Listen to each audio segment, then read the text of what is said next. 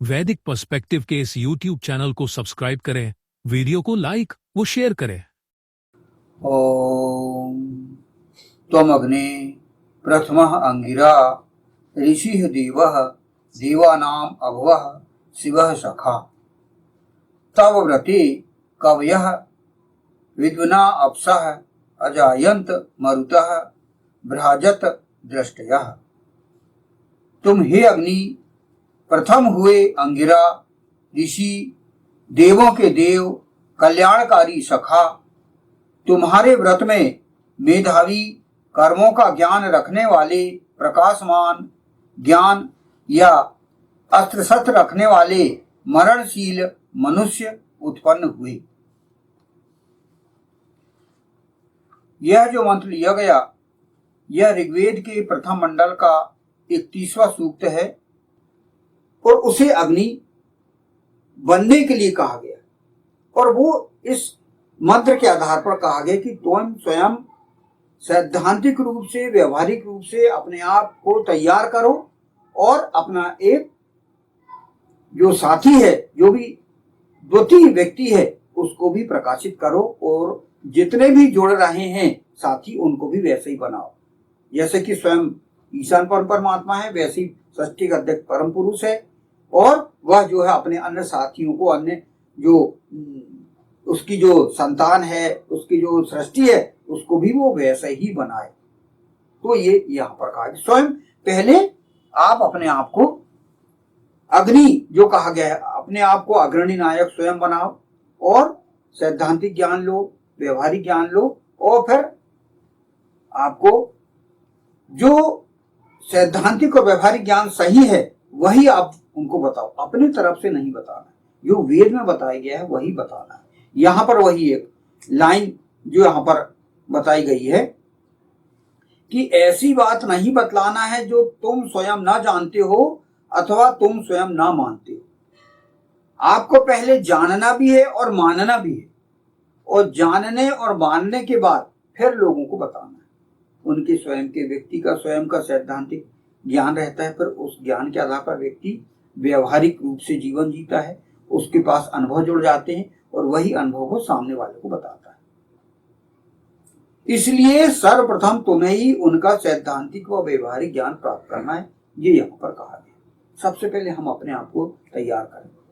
जैसे परम पुरुष सृष्टि का अध्यक्ष स्वयं अपने आप को तैयार किया, उसने स्वयं वह शक्ति संपन्न हुआ है, स्वयं उसे इस प्रकार का शक्तिमान बनना है, प्रभा मंडल तैयार करना है, शक्ति संपन्न बनना है कि वो अपने से नीचे वालों को पूरी तरह से कंट्रोल कर सके, उनको ज्ञान दे सके, उनके समस्याओं का हल कर सके। ये वो किया।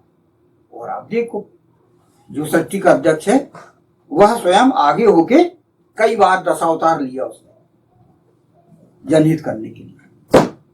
तो इस मंत्र में वही बताया गया है। इसके उपरांत इस मंत्र में अग्नि को प्रमुख रूप से अंगिरा ऋषि देवों के देव तथा कल्याणकारी सखा बनने के लिए बोला गया है। अग्नि को सर्वप्रथम अंगिरा बनना है। प्राणो व अंगिरा, यह जो उदाहरण लिया गया सप्तम ब्राह्मण 6:1-2:28 से लिया गया। अंगिरा प्राणों व अंगिरा, सबके प्राण बनना है, समस्त लोगों को जीवन को सुरक्षित बनाना है तथा उनके प्राण की तरह आवश्यक बनना है। जैसे कि प्राण मतलब हमारी जो जीवन को सुरक्षित करने के लिए हम जैसे प्राण वायु लेते हैं, ऑक्सीजन लेते हैं, तो बिना ऑक्सीजन के हमारा जीवन नहीं चलता, हम जी नहीं पाते, एक क्षण एक पल भी हम बिना ऑक्सीजन के नहीं रह सकते। उसी प्रकार उस अग्नि को ऐसे ही बनना है, अंगिरा बनना है, लोगों की प्राण वायु बनना है कि लोग उनके बिना जी न सके।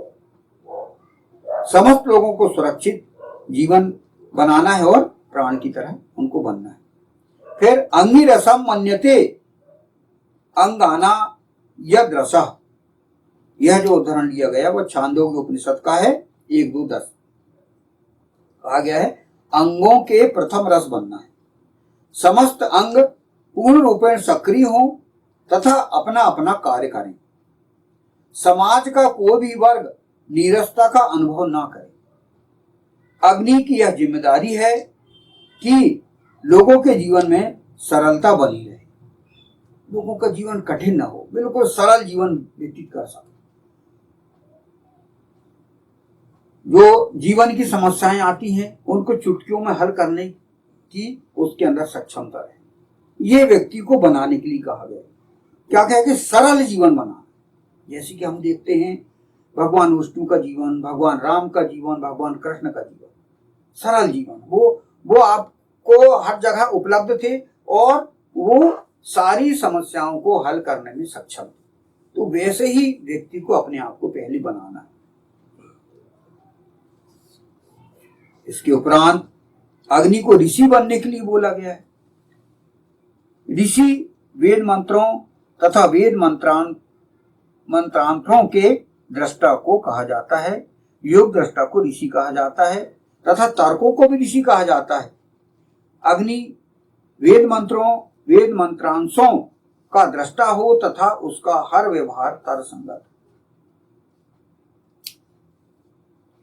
मंत्र भी अवतरित किया गया है ईशान परमात्मा के द्वारा। अग्नि ऋषि भी ईड्यो नूतन उत्साहवान ये रक्षक। तो वो जो ऋषि के बारे में बोला कि आप ऋषि, एक जो मंत्र है वो पूरी तरह से ऋषि के बारे में व्याख्यात किया गया है, जिसकी महाभाष्य में आपको मिलेगा। और ऋषि क्या होते हैं ये सब उसमें हम याद कर सकते हैं। ऋषि का यहाँ पर है जो योग दृष्टा हो, यानी जिनको योग दर्शन होते हो, जो योग के माध्यम से ज्ञान प्राप्त कर सकते हो, भूत भविष्य का ज्ञान प्राप्त उनको होता है। और दूसरा तर्कों को भी ऋषि कहा जाता है, जो तर्क विचार करते हैं, अपन विचार विमर्श करते हैं, जो हमारे अंदर नए विचार आते हैं, तो वह उनको भी ऋषि कहा जाता है। तो जो द्वितीय मंत्र जो वेद का जो बताया गया है वह भी आपको ऋषि के बारे में विस्तृत ज्ञात हमें हो सकता है।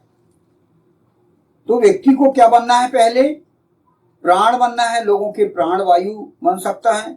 और इसके बाद ऋषि भी बनना है आपको, उनको तर्क वितर्क करके उनको जीवन जीने का रास्ता बताना है और उनको इस प्रकार की शक्ति अर्जित करना है जिसमें कि उनको योग दृष्ट हो सके, योग दर्शन देख सके, वो भूत भविष्य की जानकारी उनको हो सके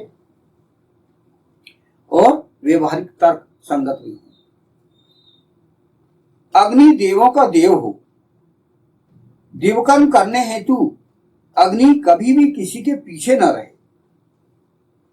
अन्य देवकर्म करने वाले लोग भी उसका अनुगमन करें। अग्नि सबका कल्याण करने वाला मित्र हो, सखा हो। उसका व्यवहार प्रत्येक व्यक्ति के साथ मित्रतापूर्ण और जनहितकारी कल्याणकारी हो। अग्नि को यहाँ पर कहा गया वह देवों का देव बने। पहले तो स्वयं देव बने, अग्नि बने, देव बने, देवकर्म करने वाला बने, अपने आप को पूरी तरह तैयार करे और उसको कहा गया कि तुम लीडर बनो। देवकर्म करने में कभी पीछे ना हो, आगे रहो, हमेशा आगे रहे। इसलिए उसे अग्रणी नायक कहा जाता है, देवों के देव कहा जाता है। तो उसके लिए हमारे सामने सबसे बड़े पुराणों में उदाहरण है भगवान विष्णु, देवों के देव, जो पूरा देवों को कंट्रोल करते हैं, देवों की समस्याओं को हल करते हैं। भगवान इसी प्रकार भगवान शिव, ब्रह्मा, इंद्र और उनके जो पूरा ग्रुप है वो पूरे उनके साथी हैं। त्रेता युग में आप देखो भगवान राम, वो भी देवों के देव में आएंगे, आगे होकर वो स्वयं समस्याओं का हल करते हुआ अग्रणी नायक बन के और लोगों को मार्गदर्शन देते हैं।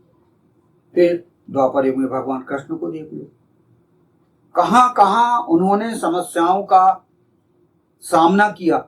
बचपन से लेके उनके सुगृह प्रस्थान तक पूरा आप उनका इतिहास आप देख लीजिए, क्योंकि अभी करंट में उनका इतिहास ज्यादा विस्तार से, क्योंकि 5000 वर्ष ही हुए हैं, इस कारण उनका इतिहास आपके सामने बिल्कुल स्पष्ट है।